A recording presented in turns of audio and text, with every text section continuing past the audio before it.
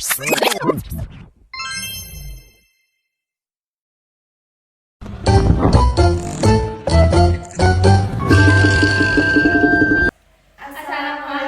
warahmatullahi wabarakatuh.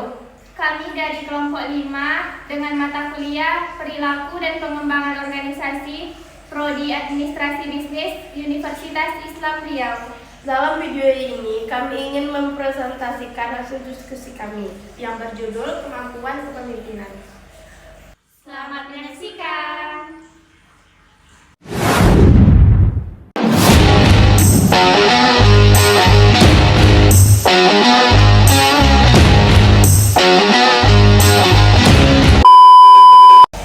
Baiklah, di sini saya akan menjelaskan pengertian kemampuan kepemimpinan.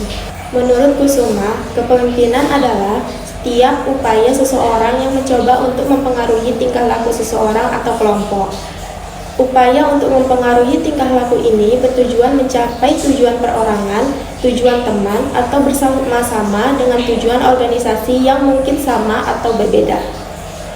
Menurut Dr. Muhammad Subhan Iswahyudi mendefinisikan kepemimpinan sebagai kemampuan untuk mempengaruhi suatu kelompok menuju pencapaian sebuah visi atau tujuan yang ditetapkan.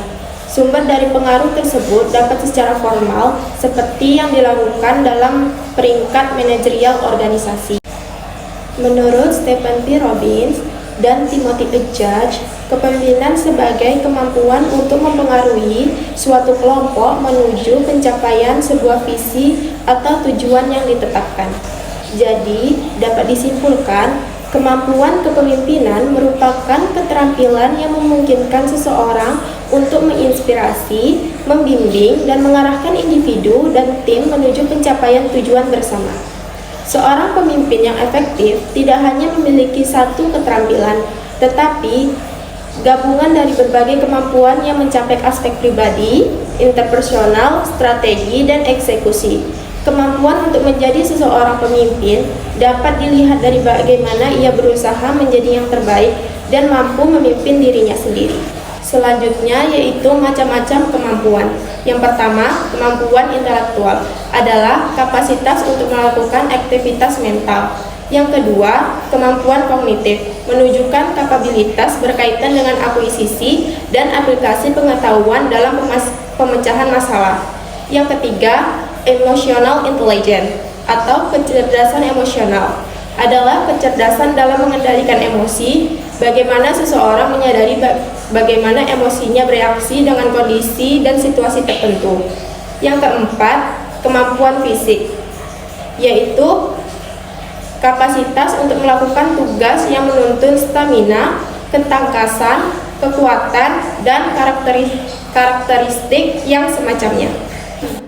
Teori-teori kepemimpinan. Teori atau teori sifat merupakan teori kepemimpinan yang berpandangan bahwa pemimpin adalah seseorang yang mempunyai kualitas dan karakteristik tertentu yang membedakan dengan yang bukan pemimpin. Behavioral theories atau teori perilaku kepemimpinan tumbuh sebagai hasil ketidakpuasan terhadap teoris atau teori sifat karena dinilai tidak dapat menjelaskan efektivitas kepemimpinan dan gerakan hubungan antara manusia. Teori kelompok dalam kepemimpinan ini dasar perkembangannya berakar pada psikologi sosial dan teori pertukaran yang klasik membantunya sebagai suatu dasar yang penting bagi pendekatan teori kelompok. Fungsi kepemimpinan. Fungsi instruksi bersifat komunikasi satu arah. Pemimpin sebagai komunikator merupakan pihak yang menentukan era, bagaimana, bila mana, dan di mana perintah itu dikerjakan agar keputusan dapat dilaksanakan secara efektif. Fungsi konsultasi bersifat komunikasi dua arah. Pada tahap pertama, dalam usaha menetapkan keputusan, pemimpin kerap kali memerlukan bahan pertimbangan yang mengharuskannya berkonsultasi dengan orang-orang yang dipimpinnya yang dinilai mempunyai berbagai bahan informasi yang diperlukan dan menetapkan keputusan. Fungsi partisipasi. Dalam menjalankan fungsi ini, pemimpin berusaha mengaktifkan orang-orang yang dipimpinnya baik dalam keikutsertaan mengambil keputusan maupun dalam melaksanakannya. Fungsi delegasi dilaksanakan dengan memberikan pelimpahan wewenang menetapkan keputusan baik melalui persetujuan maupun tanpa persetujuan dari pemimpin. Fungsi delegasi pada dasarnya berarti kepercayaan. Fungsi pengendalian bermaksud bahwa kepemimpinan yang sukses atau efektif mampu mengatur aktivitas anggotanya secara terarah dan dalam koordinasi yang efektif sehingga memungkinkan tetapnya tujuan bersama secara maksimal. Faktor-faktor yang mempengaruhi kemampuan kepemimpinan seseorang. Karakteristik pribadi pemimpin yang sangat menonjol yaitu inteligensi. Umumnya, pemimpin akan mempunyai taraf integrasi yang lebih tinggi daripada yang dipimpin. Selain itu, terdapat karakteristik lain seperti kecerdasan dan memotivasi. Kelompok yang dipimpin kumpulan daripada karakteristik pribadi seorang pemimpin seperti yang diuraikan di atas belum berarti apa-apa. Sebelum ia menggunakan sebagai alat untuk menginterpretasi tujuan yang harus dicapainya. Situasi. Setiap pemimpin akan berfungsi pada suatu situasi yang berupa situasi manusia, fisik, dan waktu. Tiap-tiap perubahan situasi membutuhkan perubahan dalam macam kemampuan memimpin. Karakteristik pemimpin yang efektif. Visioner. Pemimpin yang visioner berarti memiliki pandangan yang jelas tentang tujuan organisasi. Hal ini karena pemimpin yang memiliki visi dan tujuan yang jelas dapat menginspirasi kepada tim untuk bekerja lebih efisien dan lebih fokus dalam mencapai tujuan bersama. Yang kedua, memotivasi. Seseorang pemimpin yang memiliki motivasi tinggi dapat meningkat produktivitasnya, memperkuat keterikatan karyawan terhadap perusahaan yang akan berujung pada hasil yang lebih baik, memuaskan secara keseluruhan. Yang ketiga, memiliki cara mencapai tujuan. Mengetahui cara-cara untuk mencapai tujuan organisasi merupakan karakteristik penting dari seorang pemimpin. Ia membantu tim untuk merencanakan dan mengelola proyek dengan efektif. Yang kelima, memiliki empati. Memiliki empati amat penting dalam memimpin dan mengelola sebuah tim. Memiliki kemampuan untuk memahami perasaan dan pandangan unik anggota tim dapat membantu membangun hubungan yang baik antara pemimpin dan anggotanya.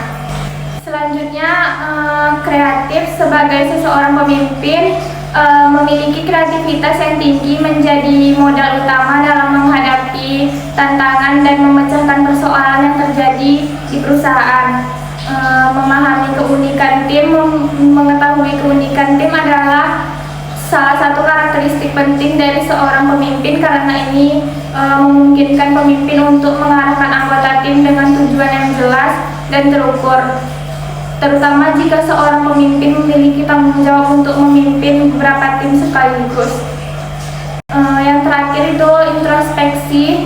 Dengan mengetahui diri sendiri, seseorang pemimpin dapat memperbaiki kualitas kepemimpinannya serta dapat memberikan pengarahan dan arahan yang lebih baik kepada anggota tim. Peran kemampuan kepemimpinan dalam membangun tim kerja atau kelompok.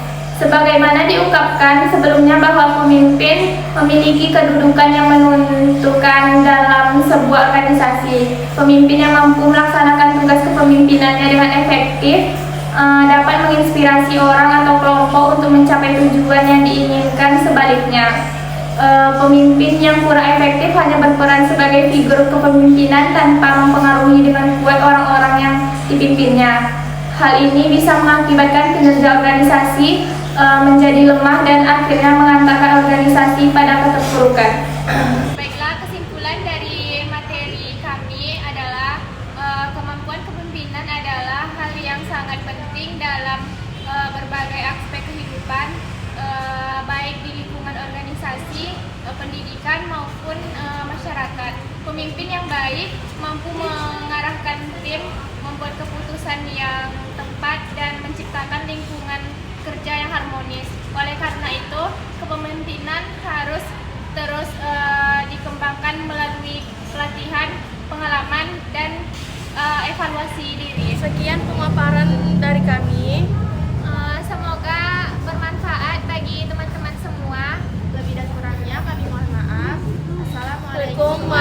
warahmatullahi